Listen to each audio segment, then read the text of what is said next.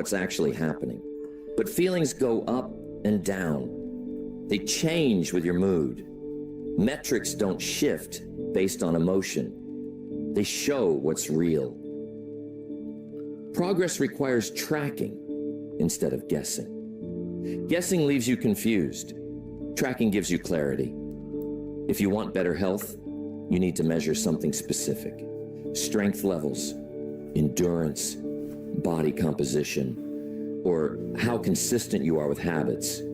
If you want to increase income, you need to track output, skill growth, or the value you're delivering. If you want stronger relationships, you need to pay attention to communication patterns, how often you spend meaningful time together, and whether you follow through. Whatever you measure, you give yourself the chance to improve. When results slow down, many people just add more random effort. They work longer hours. They pile on extra things. They increase activity without changing direction. But random effort isn't the same thing as strategy. If a key doesn't open a door, forcing it harder won't fix the problem. You have to look at the key and look at the lock. Then you make the right adjustment. It's possible to feel completely drained and still not be effective. Exhaustion can feel like sacrifice, and sacrifice can feel admirable. But feeling noble doesn't automatically create results. If what you're doing isn't producing measurable change, it needs to be questioned. A disciplined person is willing to check whether their effort actually lines up with the outcome they want. The difference between activity and progress becomes obvious when you define clear indicators. In each important area of life, pick 3 to 5 measurements that really matter. In health, that could be strength improvements, consistent workouts, or cutting back on harmful habits.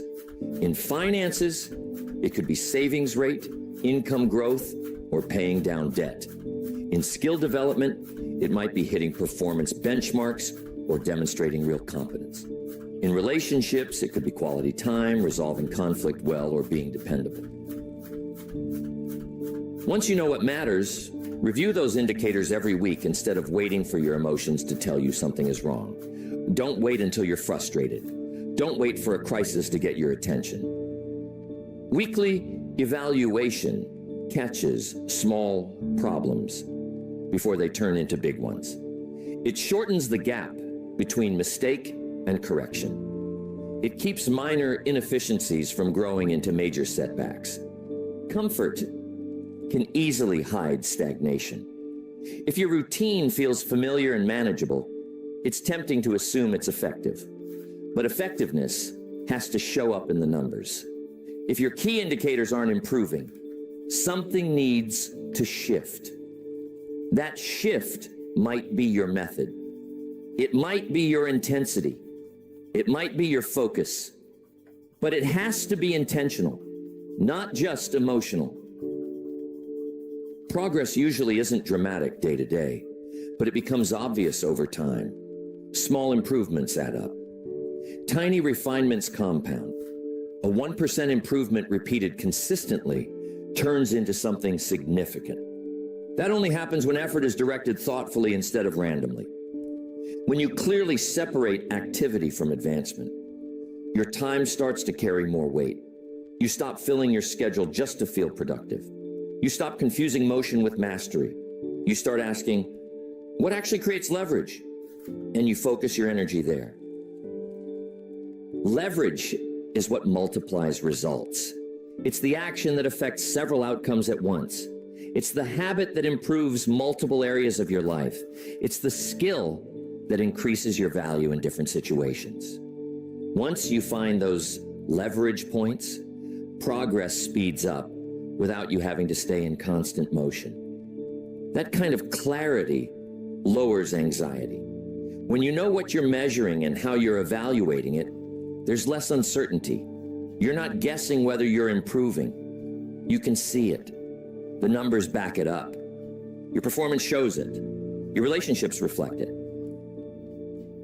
You can stay busy for decades and never really move forward. Progress requires intention. It requires honest evaluation. It requires making changes when something isn't working. It forces you to stop hiding behind effort and start focusing on effectiveness. Results don't respond to noise. They respond to alignment. They respond to precision. They respond to systems that consistently create measurable improvement. Once you understand the difference between being busy and being effective, you take back control of your time and energy. At that point, your main question changes. Instead of asking, how much did I do? You start asking, what did it actually produce? That shift alone turns simple motion into real momentum and effort into meaningful progress. Outcomes don't just show how you performed. They reveal your standards. They show what you actually accept in your life, not just what you say you care about. Your life isn't shaped only by what you intend to do, but by the level of behavior you repeatedly allow. This is where the conversation moves from performance to principles. Standards are proven by consistency. Anyone can talk about high principles. Anyone can say they value excellence. Anyone can describe the life they want. But standards aren't proven through words. They're proven through repetition. What you consistently do is your real standard. What you repeatedly allow becomes part of who you are. Excuses quietly lower standards. They don't show up announcing that you're giving up. They sound reasonable. They sound temporary. They sound justified. But every time you choose an excuse instead of discipline, your standard drops a little. The drop might seem small, but small drops add up. Over time, things that once felt unacceptable start to feel normal. What you tolerate shapes your direction. If you tolerate skipped workouts, lower effort becomes your routine. If you tolerate careless spending, financial instability starts to feel familiar. If you tolerate disrespect in conversations, tension becomes expected. Whatever you consistently permit continues. The direction of your life follows what you repeatedly allow. If your health results are poor, it points to inconsistent discipline. That doesn't mean you don't know what to do. It means the right behaviors aren't being enforced consistently enough to build strength. If your finances feel unstable, it suggests your standards around earning, saving, or spending aren't clear or firm. If your relationships are strained, the standard for communication or patience isn't strong enough. Outcomes make this clear without emotion. A lot of people are surprised by their results because they judge themselves by what they aspire to, not by what they actually do. They say they value health, but rarely move with intention. They say they value growth, but avoid difficult study.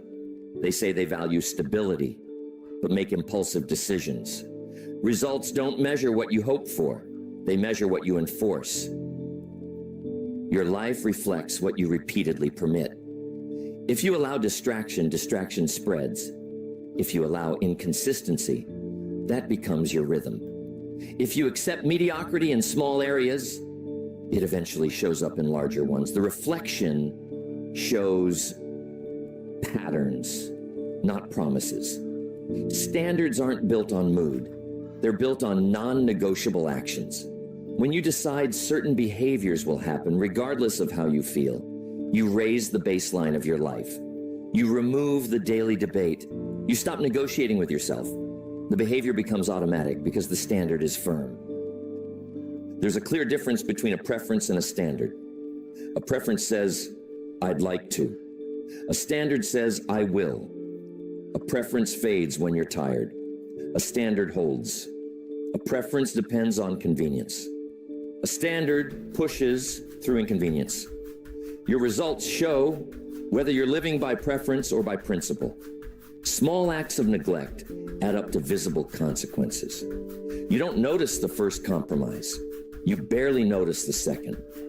But after weeks or months, the impact is obvious. Your body changes. Your bank account shifts.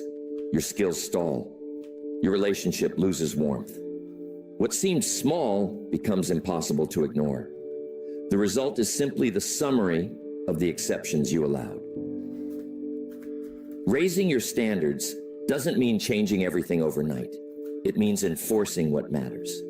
Decide what is non-negotiable. In health, that could mean consistent movement, structured eating, and proper rest. In finances, it could mean steady saving and intentional spending. In skill development, it might mean daily practice and regular feedback. In relationships, it could mean active listening and dependable follow-through. These actions create clear boundaries. Once you define your standards, you have to check them daily. Compare what you did with what you said you value. Do it calmly and honestly. If you fall short, correct it quickly. The longer you wait, the more the compromise settles in. Fast correction strengthens the standard. Some people try to raise every standard at once and burn out. Real progress is gradual. Raise one behavior. Enforce it until it becomes consistent, then add another. Over time, your baseline rises. What once felt difficult starts to feel normal. The new standard becomes your default. Enforcement has to be personal. You can't outsource discipline. You can't assign consistency to someone else. People can support you, but they can't do the work for you. Maintaining your standard is your responsibility. When you accept that fully, it doesn't feel heavy. It feels empowering. A disciplined person understands that standards shape identity. If you consistently keep your commitments, you become reliable. If you consistently prepare well, you become capable. If you consistently manage your impulses, you become stable. Identity isn't something you announce. It's something you demonstrate through repeated behavior. With that in mind, how you respond to disappointing results becomes critical. When results disappoint you, instead of looking for something external to blame, look at what you allowed. Ask which small compromise kept repeating. Ask where enforcement weakened. Most of the time, the answer isn't dramatic. It's a series of small allowances that were never corrected. There's freedom in realizing this. If standards create outcomes, then raising your standards changes those outcomes. You're not at the mercy of luck or mood. You're guided by enforcement, and enforcement is something you control. Outcomes tell the truth about your standards without arguing with you. They show whether discipline is steady or occasional. They show whether your values are practiced or just talked about. They show whether you're leading your behavior or constantly negotiating with it. When you decide certain behaviors are no longer optional, your direction shifts. Small improvements start stacking up. The reflection begins to change. Health improves, finances grow stronger, skills get sharper, relationships deepen. Not because you suddenly felt inspired, but because you consistently enforced a higher standard. Standards are the hidden framework of your life. Results are the visible outcome. If the outcome is weak, strengthen the framework. Get clear on what's acceptable. Enforce it yourself. Review it consistently. Raise it step by step. Whatever you allow will continue. Whatever you enforce will improve. And whatever you repeat will eventually become the foundation for every future result you experience. There's a clear difference between reacting emotionally and responding with emotional maturity.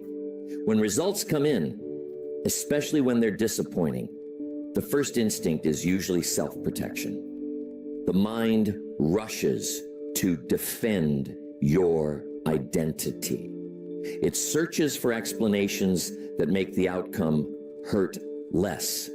It looks for causes outside of you. It compares your situation to others. It justifies what happened. It blames. All of that can happen before calm thinking even gets a chance to step in.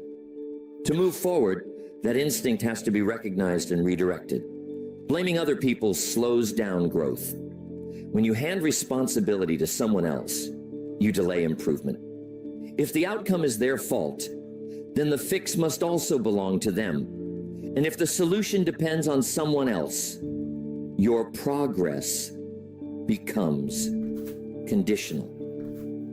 Blame might make you feel better for a moment, but it doesn't help you move forward. Comparison can distract you from responsibility too. It's easy to point out that someone else had better timing, more support, or better opportunities. It's easy to compare your struggle to someone else's visible success and decide that things are unfair. Circumstances absolutely affect outcomes, but they don't control how you respond. Two people can face similar setbacks and end up in very different places. The difference isn't just the obstacle, it's what each person chooses to do next. Circumstances shape conditions, but they don't decide your direction. Economic changes, unexpected problems, and outside pressure are part of life. They influence the environment you're